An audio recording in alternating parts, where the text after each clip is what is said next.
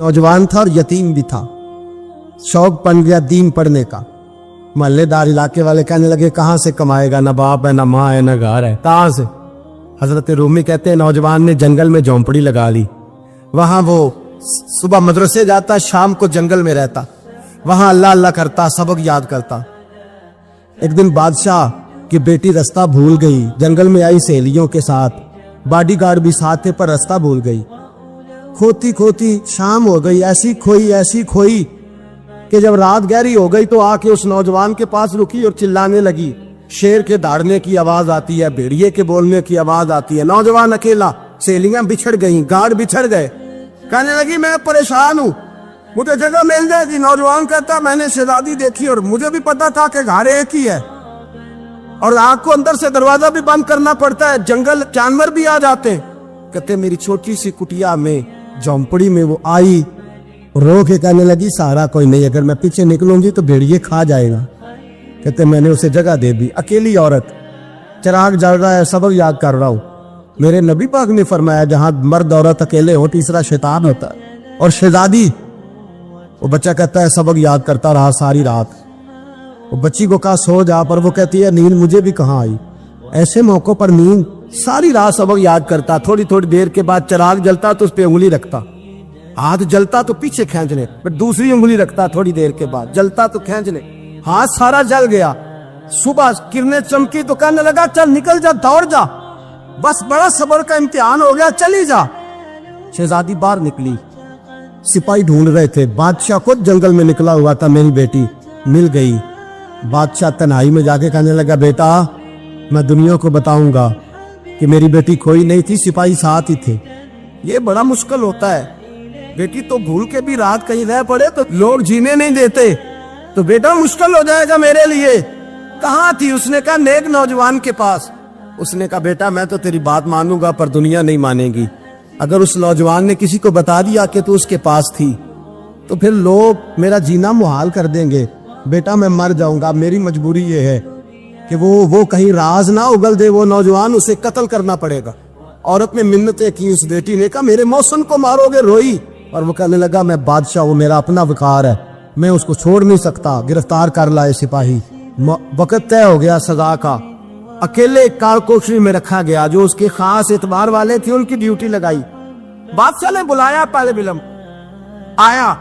औरत कहने लगी, बेटी कहने लगी एक दफा तो बुलाओ ना, एक सवाल बस पर्दे में रह के पूछना है और फिर जो आपका जी चाहे, मेरे मौसम को मारना तो है, तो मर्जी आपकी।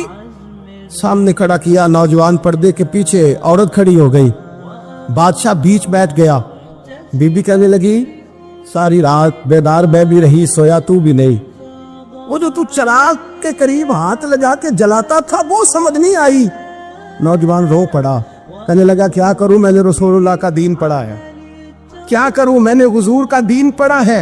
मैंने पढ़ा है कि जानी को सबसे नीचे दोज़ख के सबसे निचले दर्जे में जलाया जाए, उसे जहन्नमियों का पीप और रेशा पिलाया जाए, कंद खिलाया जाए। ये रवायतें पड़ी हुई थी। थोड़ी थोड़ी देर के बाद शैतान मुझे कहता था बदकारी कर ले। मैं अपना हाथ उसी वक्त जब शैतान मशवरा देता तो मैं आग पे करता। मैं कहता अगर ये बर्दाश्त हो गई तो वो भी हो जाएगी। जब हाथ जलता तो मैं समझ जाता नहीं तुझसे तो ये नहीं बर्दाश्त होती तो वो कैसे होगी। फिर मुझे शैतान मशवरा देता कोई देख नहीं रहा तो बुलाने नहीं गया, खुद आई, मैं दूसरी उंगली लगा देता। मैंने हाथ जलाया और मैं समझ गया जब छोटे से चिराग की इतनी सी शमा की आग नहीं बर्दाश्त होती तो दोज़ख कैसे बर्दाश्त होगी। कहते मैं बाज आया। बादशाह ने ये कहानी सुनी, लफ्ज सुने तो चीख मार के रोया। कहने लगा ओ तालिब इल्म, तू तो मेरे नबी का सच्चा गुलाम है और मेरे रसूल के जो सच्चे गुलाम होते हैं उन्हें फांसियां नहीं दी जाती, उन्हें तख्त पर बिठाया जाता है। अब तुझे सजा नहीं होगी बल्कि मैं अपनी बेटी का निकाह तेरे साथ करूंगा और मेरे बाद इस सल्तनत का बादशाह भी तू ही बनेगा।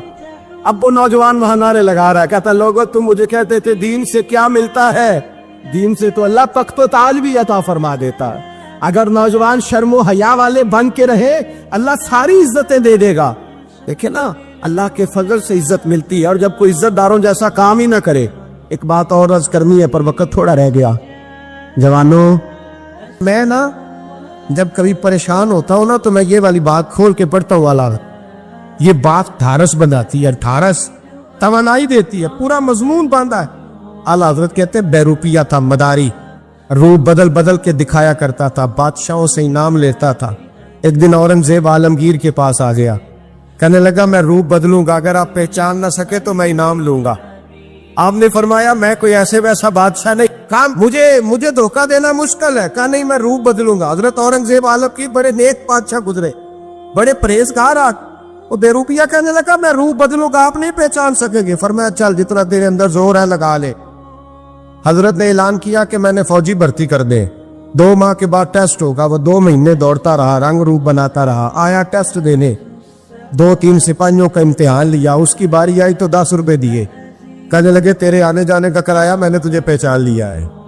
کچھ دنوں کے بعد جانے لگے سفر پر, تو بھکاری آ گئے خیرات مانگنے. اس نے بھی سارے منہ پر سیاہی مال لی, کپڑے پھاڑ لیے, سر کے بال منڈا لیے, پگے تک کٹا لی, پدرنگ ہو کے آیا. کاسا آگے کیا تو حضرت نے 10 روپے ڈالے, کہنے لگے تیرے آنے جانے کا کرایہ میں نے پہچان لیا ہے. کچھ دن گزرے تو ٹیچر کی ضرورت تھی, اس نے منچیں بڑی کر لی, داڑھی نکلی لگا لی, سر پہ جنا کیپ پہن لی, ایک شیروانی لے لی اور ہاتھ میں چھڑی پکڑ کے آیا. کہنے لگا میں استاد ہوں, 2-4 بندوں کا امتحان لیا, اس کی باری آئی تو 5 روپے دیے, 10 روپے دیے, کا تیرا کرایہ میں نے پہچان لیا. 2 سال گزر گئے. وہ جب بھی آتا حضرت پہچان لیتے. ایک دن سفر پہ جا رہے تھے, بہت بڑا لشکر تھا, جہاد کرنے جا رہے تھے اورنگزیب عالمگیر. تو دیکھا ایک پہاڑی ہے, پہاڑی پہ لوگ جا بھی رہے ہیں آ بھی رہے. اورنگزیب عالمگیر پوچھنے لگے یہاں کیا ہے؟ کہنے لگے بابا جی بیٹھے ہیں دعا کرتے ہیں, اللہ کے نیک بندے ہیں. اورنگزیب کہنے لگے یار پرانے لوگ سارے ہی اللہ والوں کو مانتے, یہ بھی مصیبت آئی ہے جتنی نہیں آئی ہے, سارے لوگ ہی مانتے. کہنے لگے ذرا میں دعا نہ کرا لوں, بچے کام جا رہا ہوں. اورنگزیب بادشاہ تھے, بادشاہ لوگ نازک مزاج ہوتے ہیں. گھوڑے سے اترے, بڑی مشکل سے پہاڑی پہ چڑھے, اوپر گئے تو لائن لگی ہے, بابا جی غار میں بیٹھے. کہنے لگے میں نے ملنا, میں اورنگزیب ہوں. انہوں نے کہا ہمارا بابا اس طرح کا پیر نہیں کہ امیر آئے تو رنگ اور ہو, غریب آئے تو اور ہو, یہاں اگر ملنا ہے تو لائن میں لگ جاؤ, سب ایک جیسے. اب لائن میں کھڑے ہو گئے, 50 آدمی آگے تھے, کہتے 51واں نمبر تھا. تھک گیا دھوپ میں کھڑا کھڑا. جب میں پہنچا غار کے دہانے تو میں نے بابا جی کے چہرے پہ نظر ڈالی تو بڑا نورانی چہرہ, بڑی خوبصورت لب و لہجہ. میں نے کہا میرے جیسا آدمی بھی پگڑی باندھ لے تو اچھا لگنے لگ جاتا ہے, بڑا خوبصورت انداز. کہتے ہیں میں ان کے پاس اتحیات کی حالت میں بیٹھ گیا. میں نے کہا حضور میں جا رہا ہوں جہاد کرنے, دعا کرنا. بزرگوں نے ہاتھ اٹھائے, اللہ اس کی مدد فرما, دین کو غلبہ عطا فرما, اسے دین کا سچا پکا سپاہی بنا. پھر تھپکی دی, 2-4 نصیحتیں نکال ڈالی. دیکھنا ظلم نہ کرنا, زیادتی نہ کرنا, جب تو جیت کر نہ کرنا, غرور نہ کرنا, نصیحتیں بھی کر دی. کہتے ہیں اب جب میں اٹھا تو 2-4 دینار بطور نذرانہ مسلح کے نیچے رکھے, اور الٹے قدم جب میں غار سے اترا انہوں نے رومال جاڑا روٹ کے کھڑے ہو گئے. کہنے لگے آج نہیں تو نے پہچانا, آج نہیں تو نے پہچانا, میرا انعام بنتا ہے, آج نہیں پہچانا, لا پیسے.